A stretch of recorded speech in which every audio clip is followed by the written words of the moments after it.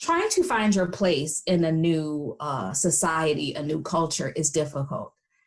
And when you first come here, you try to fit in, especially if you want to stay. I do want the French to look at Americans differently when it comes to wine. African Americans or Black people can absolutely do this. We do belong in this industry. We are smart, we are sharp, we are extremely competent, we are well versed.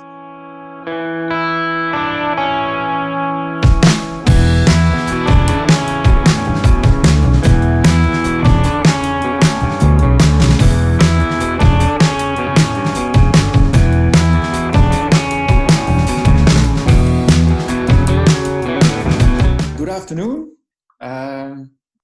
It's a pleasure to start this season 2 of One-on-One with a special guest. Her name is Tanisha Townsend.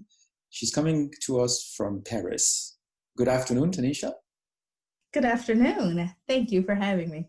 And it's always a pleasure to have someone from Paris talking to us. It's a city dear to me. I lived there a long time. And today we're going to be talking about wine, and we're going to be talking about things more than wine specifically. And so it's the beginning of season 2, and I felt it was very important, and thank you for accepting the invitation to be part of this first episode of season 2, because after the end of season 1, which was in last June, the world has gone a bit mad, even madder than it used to be. And so the purpose of the program has kind of changed over the past few months in terms of what we wanted to talk about. And so it's a pleasure to have you on, because we'll be able to dive into further things that are not specifically and directly purely related to food and wine. So thank you for being here. Absolutely, my pleasure.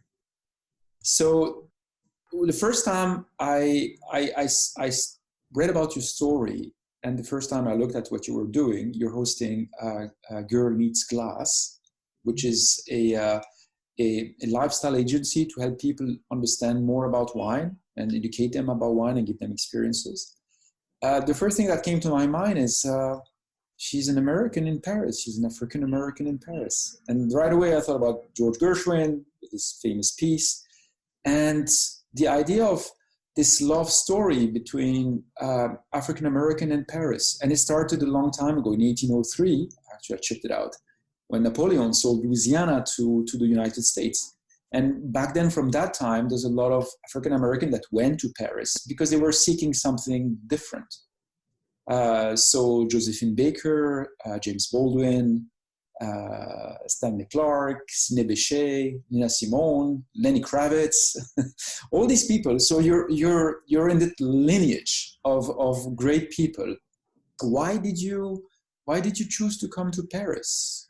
Why Paris? What is so attractive in Paris? The thing for me, in that I'm a slightly different from them, in that Paris was always like a dream, but nothing that I really thought through or thought it could really happen, just because it seemed like such a fantasy place. Like, yes, I had visited Paris before. I moved here, and when you see Paris in movies and in TV shows, it has this, just glow to it that it doesn't seem real. So I didn't put it in a real place that I could actually live. But the beacon, I think, that drives people here, or that makes people want to come here, is the opportunity for creativity. There is so much inspiration for creativity wherever you look. I heard someone once say, living in Paris is like living in a museum. And if you've ever been in any museums, it's creativity, it's art, it's music, it's culture. And that is literally everywhere you look in Paris. And people are drawn to that. People are also drawn to the idea that they are accepted. And by people, I mean African Americans. While France does have their own problems, when it comes to Paris specifically, the fact that we are American is what is celebrated the color of our skin doesn't matter at all. It's, oh, wow, American. And I feel like it's the same way with probably some French that are in America, because a lot of French winemakers have gone to America now and are establishing vineyards or consulting and things like that and doing amazingly well. But yeah, I feel like there's just the way we are accepted here versus our own country. It is just so much different. How would you explain that? Because this liking to African American compared to, say, to an immigrant from Senegal, why do you think there's that attachment to African American? And I say African American, it might be to just the American. They might idolize America the same way Americans idolize Paris and France. They look at America as being a land of freedom and creativity and, you know, perseverance, and you can do anything and be anything and go anywhere. And people like the idea of that. They like that. And so American coming to France, they're thinking that Americans are all like that. And they, okay. I mean, I guess they liken to that. I mean, I don't have a complete explanation. I appreciate that they do love me here, but I haven't to the bottom of it. Just so the French have the American dream and the American have the French dream. I think so, because people often ask me, because, you know, I teach here. So I've had university students say, well, what did you come here for? We want to go to America. Why did you come here? And I'm like, you want to go to America? What? And I'm like, no, I'm fine where I am. I'm good. We're going to stay right here. I mean, they're not saying that now, of course, but before. Yeah. So a quick bio. So you're originally from Southside Chicago. And yes. Then you took on in your studies cyber forensic. And what is the jump between cyber forensic and wine? How did you make the connection? And how did you change basically your life from such a field to the field of wine? Yeah, so forensics was stressful. And when I was getting my master's degree, I needed to de-stress. So I drank wine. And so that's how the wine came to be. And then I got fascinated at a wine festival once because I was living in DC at the time and going to school in DC, Washington, DC, and became fascinated with this particular wine at this festival. I have no idea which wine it was at this point. I did not think that it would be like a turning point in my story, but here we are. And just trying to understand why the wine tasted the way it did. Trying to understand, okay, so I get cherries and raspberries and dark plum.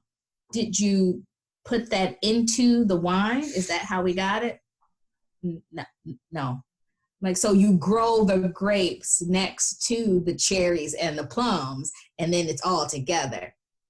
No. Like, okay, so you get the juices and you put all the juices together. And I know this person was looking at me like, girl, what are you talking about? No, that's not what we do. It's because of the soil and the sunlight and the rain. And I'm like, none of that makes any sense. So in regular Tanisha fashion, I needed it to make sense. So I went to Google, my research tool, Google, and found out how wine, you know, why it tastes the way it does. I was like, I need to know more. And so I took the level 2 WSET. And from there, I learned, of course, became more fascinating because it's wine. And then I was hooked. Okay. So now that you're so versed in the wine world, if you were to describe yourself using wine as a metaphor, what would you say? Wow, that's an interesting question. Not fruity, no. I would say maybe rough around the edges, but still smooth. A long finish, meaning like you remember me after you meet me. So what kind of varietal would that be?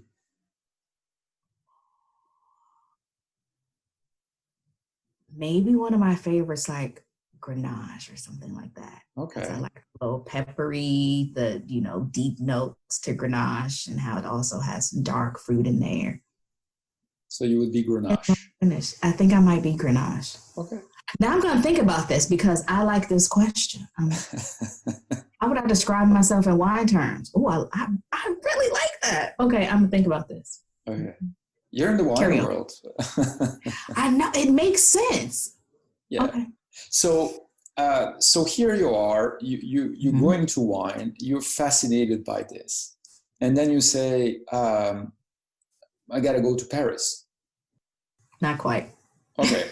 I have to go to Paris. Paris is calling me. Not quite. The way things work lets me know that I am exactly where I'm supposed to be, and that things usually work out for you. Was doing the forensics thing, finished that degree, got my master's degree, and was working, in the field. Was also working in wine marketing on the side because I became fascinated, from the WSET course, and, just kept it going.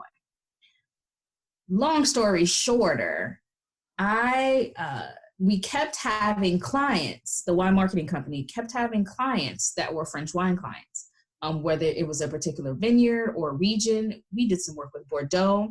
We did some work with the region of Limoux. I think we did a Vin d'Alsace program, perhaps, but it just kept being French wine.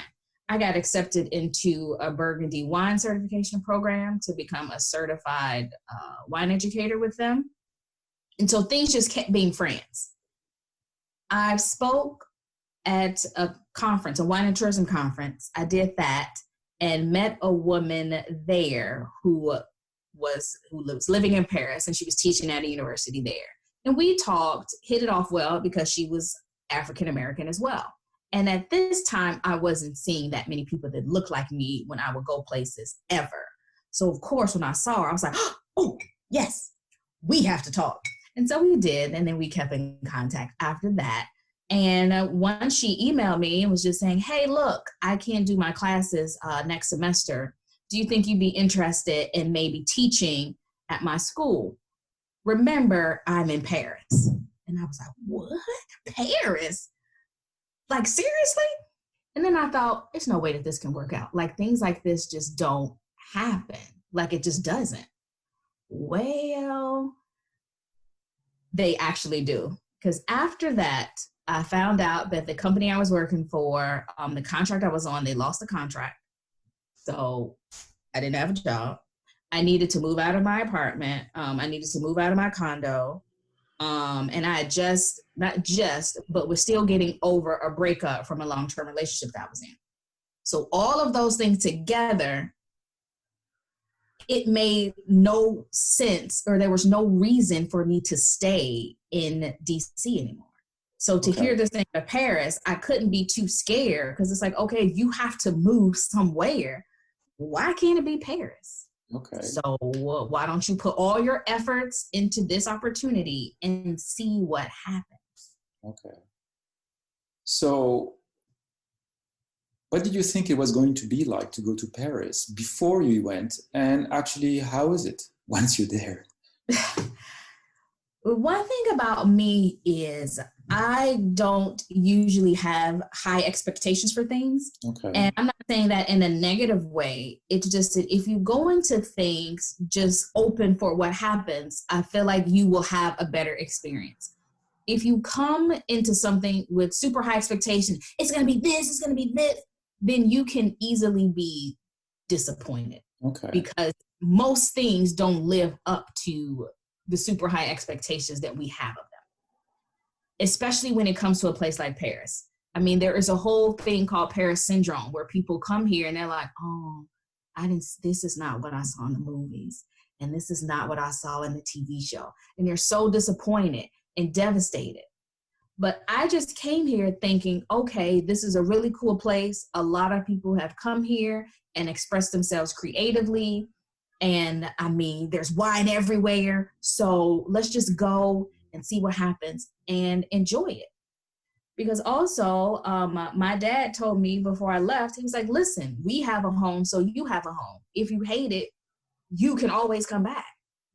And keeping that in my mind, like, all right, this does not have to be the rest of my life, or it's not, all or nothing. Let's go and let's just see what happens. So you've been there for about 6 years now, correct? 6 years. Okay. Yeah. How did it make you change? How did you change during those 6 years? Do you see yourself when you came and now? What is different? So many things are different. And I was actually speaking with someone about one change, and the trying to find your place in a new society, a new culture is difficult. And when you first come here, you try to fit in, especially if you want to stay. You're not necessarily, I feel like when I first got here, I wanted to give up my individuality and I wanted to fit in. The things that made me, the American me, because so many people talk about that. They're like, oh, you Americans, we can tell you're American because you dress this way, you talk this way. And I didn't want to be that typical American. I knew I wanted to be here more long-term and make long-term friends. And, and also getting into wine, I didn't want to be that person. So I made a big effort to try to blend in. And while blending in, I did lose parts of myself. I lost parts of my personality as far as being a little more forward and being open. I also lost part of that because of the language. When I came here, I was not fluent, and far from it. Like, I could barely speak words. I knew bonjour, bonsoir, and said it like that. Like, there was not a French accent to be seen. I go somewhere, excusez-moi, bonjour, désolé, un croissant, s'il vous plaît. And they would be like, what? So now I'm a little better. I can get a croissant at the boulangerie. Okay. But not being open and outgoing, not being very forward because I couldn't talk. What's another way? Yes. What about the food and wine culture? Because France food and wine is a national treasure. How much did that impact you as well? Because coming from the US, the food and wine culture there is totally different than what you can find in France. How much of that has been important? It's that just figuring out the meal times was hard for me in the beginning. Okay. There were so many times where I went hungry because at 3:00 you can't get anything to eat. I'm better now, and I know that meal times are very specific. And I found out which places are service continue, and so I can go to places and eat. But if I was out doing too much before, and then I want to eat at 3 p.m., I'm eating a sandwich. Or I want to have an early dinner. They're like, no, we're not open yet. We open at 7. I'm like, 7? Oh. Thank God you're not in Spain or Italy. Huh? Right. Oh my gosh, I would have starved to death. Oh my goodness. Or just been eating grocery store meals like that. And the wine culture, the way they speak about wine is so different. In the way they think about wine and the way they market it. It is so specific. And that is one thing I do still love about my American self and how I learned about wines. Since I learned about wine as a whole, not in the context of a particular region or country, I was able to learn about it and then use that knowledge a different way. With the French, and I'm generalizing here, of course, but they learned about wine from the context of French wine. So they learned French wine. So they are very well versed in French wine and its customs and the way they grow it and the, know-how and everything behind that. But they speak about it in such a way because it's their culture, it's a part of them. Whereas I'm speaking of it more, not from a educational or scholastic standpoint, but I just speak about it different. Like, I'm not as technical when I speak about it, and I feel like people here are more technical when they talk. I do love, though, how everybody knows the wine regions and how the grapes grow and the climate and, you know, all these different things. Like, literally your random French person that you will run into just on the street can have a full conversation with you about French wine. I do love that. Now, if you ask them about Italian wine or Spanish wine, well, the conversation stops. Okay. But yeah, you ask them about French wine, oh, they got you covered. They can talk about it. And yeah, so the level of knowledge of wines of the world is different, and then just the way they talk about it. Okay. But I guess I understand that, because if you grow up with something and it is like a part of you, like wine to them is, I mean, it's like ketchup is to Americans. Like, you always have ketchup on the table in America. You always have wine on the table in France. Okay. So coming here, you're a bit on a mission. So what would you say the impact you'd like to have as an American, as a woman, and as an African American in the wine world in France? Because you're there, and probably looks like you're going to be there for quite some time. Yes, yes. Man, that is a heavy question. You should have prepared me for this one. The impact I want to have is I do want the French to look at Americans differently when it comes to wine. I want them to understand that Americans, while we are newer to the wine industry and the wine world, we have a lot that we bring to the table and a lot that we offer. There is no one way to do things. I want to bring different ideas. I want to bring different viewpoints. While the French think of wine one way and Italians think of wine another way, if you're trying to sell wine to other people, you have to do things differently. I would like to not even let people know, but just the fact that I am here and doing what I do, okay, African Americans or Black people can absolutely do this. We do belong in this industry. We are smart. We are sharp. We are extremely competent. We are well-versed. You know, we're here. We can do these things. We do belong in this industry, and like, make space for us, because this is what I'm doing, and I am bringing people with me that want to come. Yeah. Do you think it's easier to do that in France compared to the US? You know, we all heard about the Black Lives Matter movement, all the issues, the racial issues that are taking place in the US. Do you think it's easier to be an African-American woman working in the wine industry in France than it would be if you were in the US? I don't. Okay. I don't at all. I don't. Okay. especially right now, maybe if you had asked me this question 2 years ago, my response would have been different. But now, with everything that's going on, there's so many initiatives in America that are helping Black wine professionals, Wine Unified, Roots. Like, there are so many different ways that people can get the help they need. They can network, they can get mentoring, and that doesn't exist in France. The thing about France, and this is me, outsider American, speaking about the country that I happen to live in, they look at race in a different way. So they're not necessarily looking at the industry thinking like, oh, wait, we don't have any Black people here, because they don't call them Black, or they don't look at it that way. They're like, okay, we have French people. Like, they don't count race or anything in a census, so they don't know where people live or how people are spaced out. So I think it would be hard for someone coming over to get into the industry if they're starting from the ground up from nothing. The thing that helped me is I wasn't completely starting from the bottom. I am extremely good at networking now.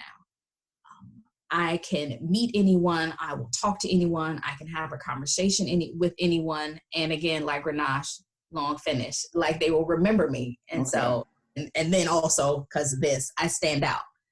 And meeting people who then introduced me to other people who then introduced me to other people, like how we met. The people doing that, it's not like I'm just walking into a situation blind. It is someone, I'm going with someone, or someone referred me.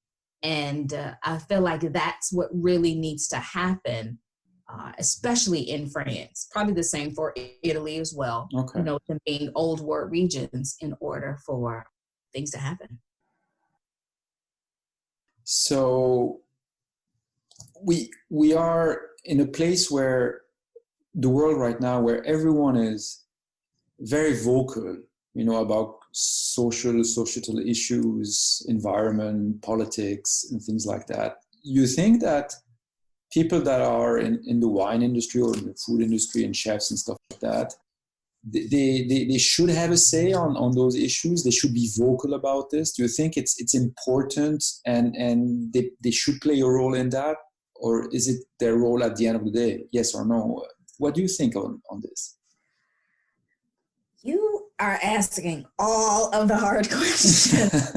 Sorry about that. No, see, my hot take on that is a little different. It might sound wishy-washy, but I go back and forth on that. Because we're at a place right now where I feel like a lot of people want other people to say things, but then these people that they want to speak up about it don't know enough about it and aren't as educated and well-versed on it to speak on it properly. Okay. And then we are so quick to get angry or frustrated or lash out or cancel them because they didn't say the right thing. I feel like everyone at this point should absolutely be conscious of it. Okay. And be looking around and seeing who's in their circle, who's on their board of directors, what does their management team look like?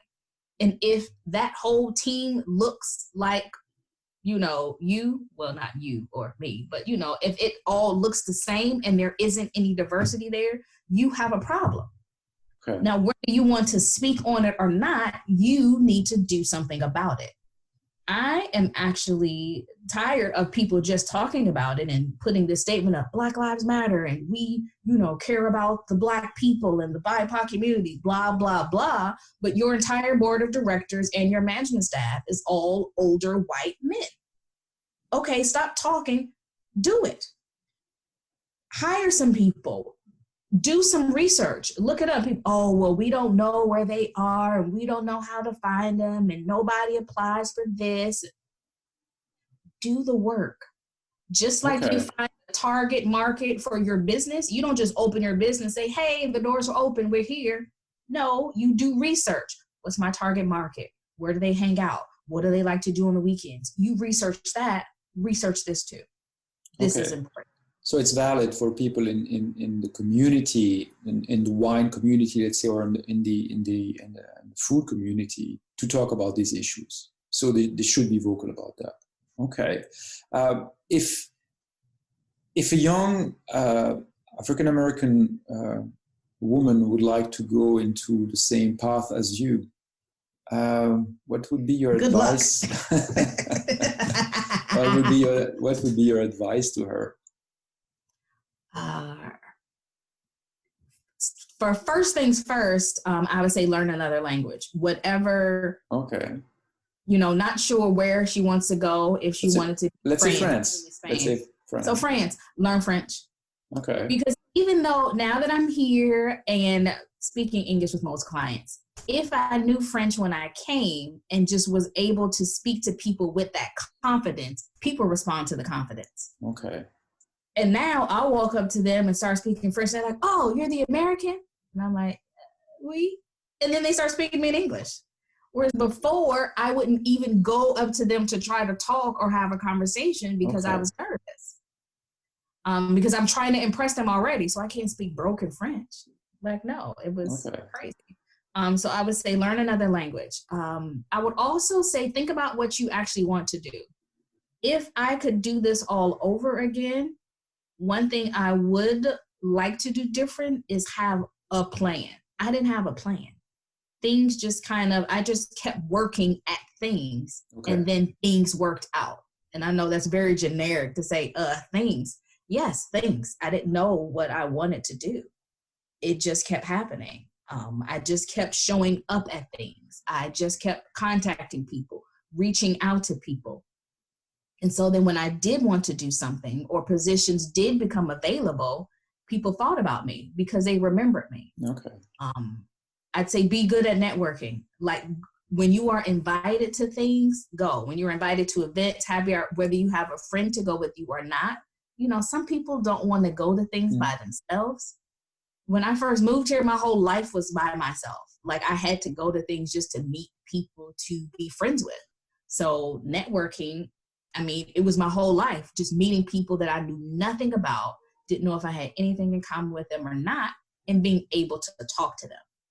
So definitely developing that skill to be able to have a conversation with literally anyone, but a good conversation, not just like talking about anything. I would say definitely develop that skill. Okay. So now that you've been for quite some time immersed in French culture, if you were to choose a not so well-known wine and a dish that for you would be representative of French culture. And so you're talking to your friends in the US and you're telling them, this is a great place. And let me tell you about this food, this dish, and this wine. And I think they epitomize. They are a way of saying what is French culture. I know it's very hard because there's so much there. I like 5 dishes just ran through my head. Pick one. Man. Okay. I became, once I got here, a huge fan of duck. Okay. So between confit du canard and marais de canard, like I love them both. Yeah. You give me that crispy skin on the top. Yes. And then with whether they do it with and foie gras as well. And foie gras as well. Yes. Oh, this should be forbidden in the US. I know. Because somebody was telling me that foie gras might be forbidden in all of the US. I thought it was certain states. Yeah, Portugal, something like that. Yeah, but I'm sorry for them. Yeah, I was. You mean for the duck or for the Americans? Oh, the Americans. Okay. But the wine to go with it, I've had a little bit of everything. I've had champagne. I've had Pinot Noir with duck. I've had white Burgundy. I've had white Burgundy, red Burgundy. I've had a few different things. So if you were to choose one, so let's say something with a Marais de Canard, what would it be? I really like this restaurant here called Canard Champagne. And so I think I might say champagne just because that's how they serve it there. Okay. So any specific champagne?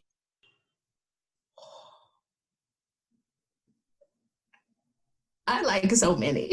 Okay. And also work with champagne clients. So like I can't say one in particular one here.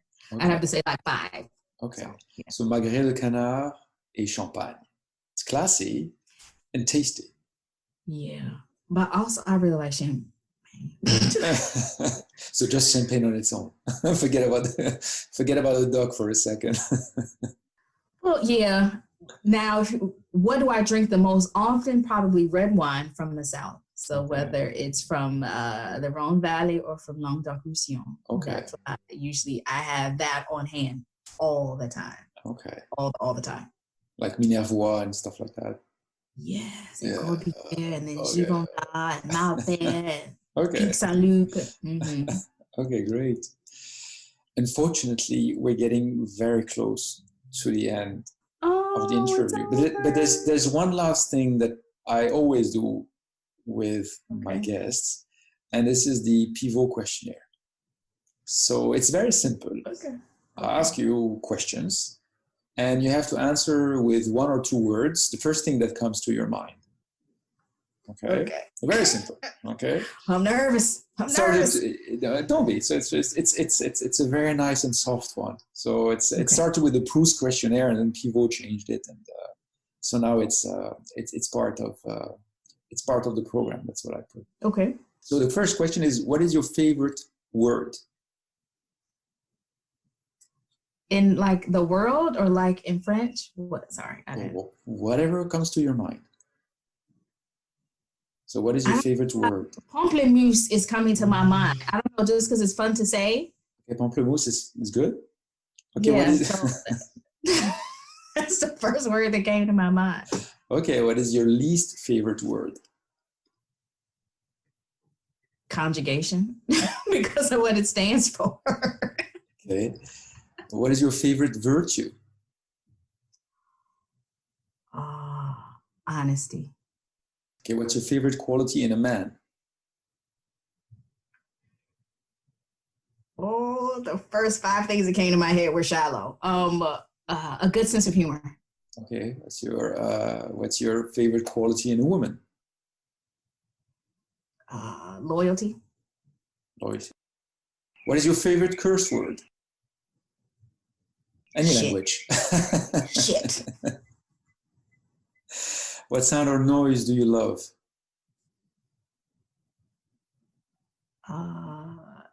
Money. Well, it doesn't have a smell, but at least it has a sound, which is good. What sound or noise do you hate? The sound of a crisp bill. A sound I hate.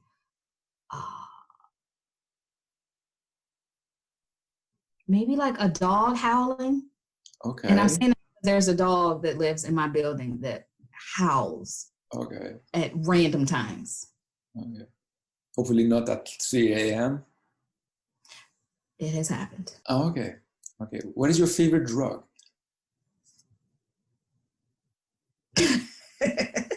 Advil? No, I don't know.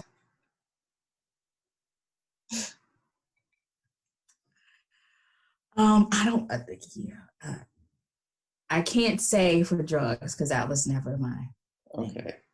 Or anything as like a substitute. Could be chocolate, wine, champagne. Then it absolutely would be wine. Netflix, whatever it is. With Netflix. No, if we're talking, Netflix. Hands down, anything. it is Netflix. Anything. Doesn't have to Hands be properly. Right, I was thinking proper drugs. I'm like, No, any kind. Aspirin? No, any kind. Oh no, then it's Netflix. Hands down, Netflix. Okay. I put myself on Netflix punishment for a little while, but it's okay. Okay. What other profession than yours would like to attempt?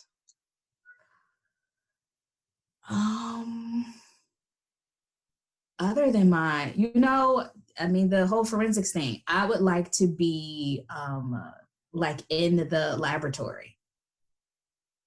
So when they have the evidence, they bring the evidence back to the laboratory and then I analyze it. I would like to do that.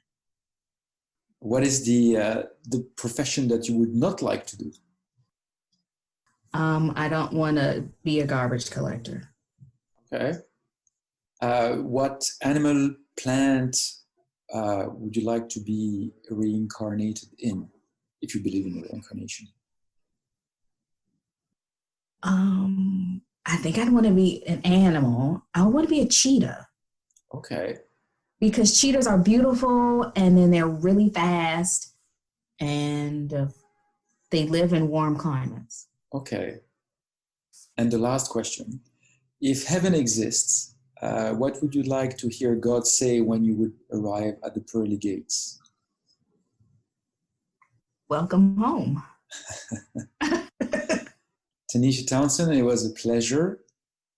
Thank you. This was fun. You have fantastic questions. And I invite our audience to check Girl Meets Glass. Very interesting. You have a podcast also that you started, and some new episodes are going to come very shortly as well. Yes, new episodes coming in a few weeks. It's called Wine School Dropout. Okay, so check Girl Meets Glass and Wine School Dropout from Tanisha Townsend, please. Who was our guest. Thank you very much for being with us today. You.